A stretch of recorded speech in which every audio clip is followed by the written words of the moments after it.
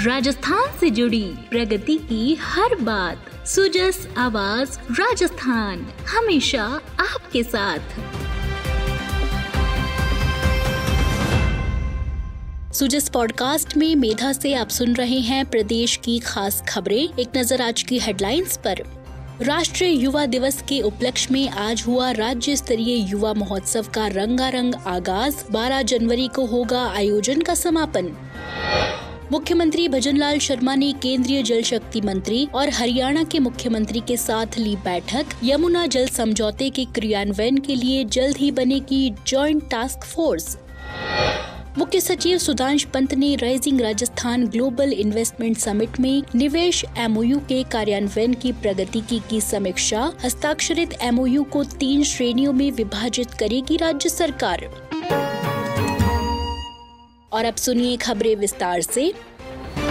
मुख्यमंत्री भजनलाल शर्मा के निर्देशन में राष्ट्रीय युवा दिवस यानी 12 जनवरी के उपलक्ष्य में आज से 5 दिवसीय राज्य स्तरीय युवा महोत्सव का शुभारंभ जयपुर के सवाई मानसिंह स्टेडियम में किया गया। उद्घाटन समारोह में युवा मामले और खेल विभाग के मंत्री कर्नल राज्यवर्धन सिंह राठौड़ और राज्य मंत्री के विश्नोई मौजूद रहे। आपको बता दें कि विज्ञान, प्रौद्योगिकी और नवाचार थीम पर आधारित युवा महोत्सव के अंतर्गत विभिन्न सांस्कृतिक और खेल प्रतियोगिताएं आयोजित की जाएंगी। इस महोत्सव में खेल के अलावा सांस्कृतिक कार्यक्रमों का भी आयोजन किया जाएगा। इसमें सामूहिक लोक गायन, नृत्य, कविता पाठ, चित्रकला, हस्तकला, कबड्डी, खो खो और रस्साकशी जैसे कार्यक्रमों का आयोजन होगा। गांव स्तर तक से चयनित होकर आए प्रतिभागी युवाओं को इस महोत्सव में अपने हुनर को दिखाने का मौका मिलेगा। प्रतियोगिताओं में पहले स्थान पर आने वाले प्रत्येक प्रतिभागी को 50,000, दूसरे स्थान पर 25,000 और तीसरे स्थान पर 10,000 रुपए की सम्मान राशि प्रदान की जाएगी। आयोजन के तहत पहली बार 13 श्रेणियों में यूथ आइकॉन अवार्ड भी दिए जाएंगे। इसके तहत चयनित युवाओं को 12 जनवरी को 1 लाख रुपए की राशि और प्रमाण पत्र भी दिए जाएंगे।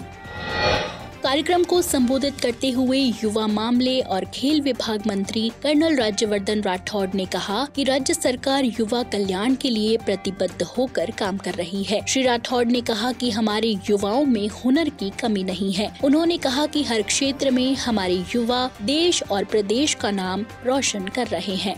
रोजगार हमें भारत में भी मिल सकता है और आज भारत की ताकत ऐसी है कि दुनिया के अंदर हर राष्ट्र आज भारत के नौजवानों का इंतजार कर रहा है। कोई सीमा हमें नहीं रोक सकती, भारत की सीमा हमें नहीं रोक सकती। केवल हाथ में कला होनी चाहिए, मन में हिम्मत होनी चाहिए और जीवन में अनुशासन होना चाहिए। हिम्मत होगी समय से उठने की, जिसमें वो हिम्मत होगी अपना पसीना बहाने की, जिसमें हिम्मत होगी जब हिम्मत टूट रही हो तो भी आगे बढ़ने की, वो आगे वो मजबूत होगा। जब हिम्मत टूट रही होती है उसके बावजूद भी आगे बढ़ने के लिए एक एक्स्ट्रा हिम्मत चाहिए। वो आपके माता पिता से आ सकती है, उनके आशीर्वाद से आ सकती है। अच्छे दोस्त ढूंढो, जो दोस्त आपको आपकी कमी बता सके, ऐसे दोस्त ढूंढो, तब आप असली में आगे बढ़ पाओगे। युवा मामले और खेल विभाग राज्य मंत्री के विश्नोई ने अपने संबोधन में कहा कि प्रधानमंत्री और मुख्यमंत्री के कुशल मार्गदर्शन में प्रदेश में युवा प्रोत्साहन के लिए हर संभव प्रयास किए जा रहे हैं। इसी क्रम में आयोजित ये युवा महोत्सव प्रतिभाओं को अपना हुनर दिखाने का अवसर प्रदान करेगा। प्रदेश के युवाओं के उत्थान में राज्य स्तरीय युवा महोत्सव मील का पत्थर साबित होगा।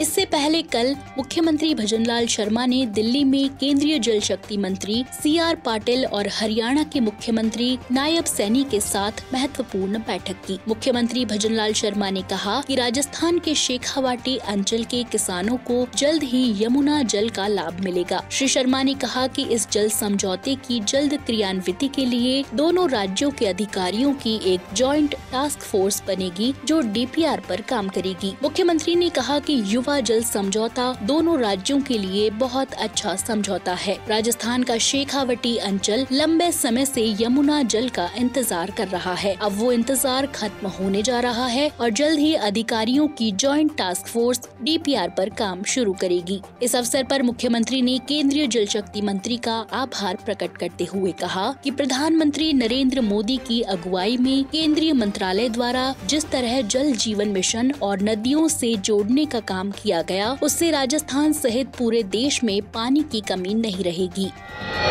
हरियाणा के मुख्यमंत्री नायब सैनी ने मीडिया को बताया कि हरियाणा में जो अतिरिक्त पानी है वो राजस्थान को मिले, ये सकारात्मक पहल है। मुख्यमंत्री ने कहा कि निश्चित तौर पर यमुना जल समझौता राजस्थान के शेखावटी अंचल में पर्याप्त जल उपलब्धता की दिशा में ऐतिहासिक कदम सिद्ध होगा और संयुक्त कार्य बल का गठन कर DPR बनाए जाने के बाद इस क्षेत्र में जल की समस्या के स्थायी समाधान का मार्ग प्रशस्त होगा।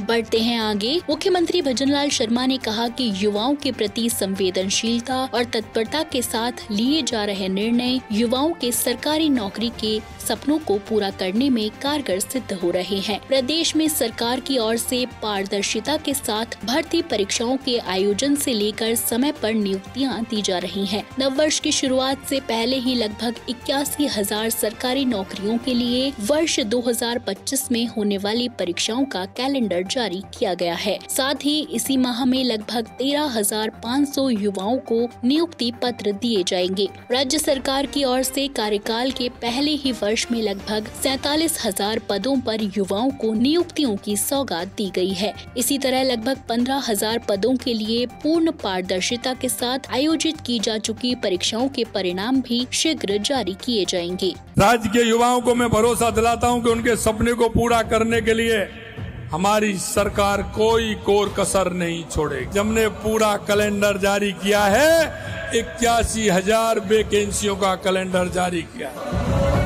मैं युवा भाई बहनों से कहना चाहता हूँ, आप पढ़िए, मेहनत करिए और जो पेपर आपको देना है उसकी डेट पूरी 1 साल की हमने पूरी तरह से निकाल दी है। आपकी मेहनत निश्चित रूप से रंग लाएगी। आप सुन रहे हैं सुजस आवाज राजस्थान। मुख्य सचिव सुधांश पंत ने rising Rajasthan global investment summit के दौरान हस्ताक्षरित निवेश प्रस्तावों के कार्यान्वयन की प्रगति का मूल्यांकन करने के लिए कल उच्च स्तरीय समीक्षा बैठक ली। बैठक में 100 करोड़ रुपए से 1,000 करोड़ रुपए तक के निवेश MOU पर ध्यान केंद्रित किया गया। समीक्षा बैठक के निवेश सम्मेलन के दौरान हस्ताक्षरित प्रस्तावों के सुचारू क्रियान्वयन के लिए मुख्यमंत्री भजनलाल शर्मा की देखरेख में तैयार की गई 3 स्तरीय निगरानी संरचना का हिस्सा है। महत्वपूर्ण बात ये है कि हस्ताक्षरित निवेश प्रस्तावों के लिए वर्गीकरण प्रणाली भी शुरू की गई है, जिसमें निवेशकों द्वारा व्यक्त की गई प्रतिबद्धता और रुचि के स्तर के आधार पर MOU को A, B और C श्रेणियों में विभाजित किया गया है। जिन निवेशकों ने सबसे अधिक रुचि और प्रतिबद्धता दिखाई है उन्हें A श्रेणी में रखा गया है। इसी प्रकार B और C श्रेणी बनाई गई है।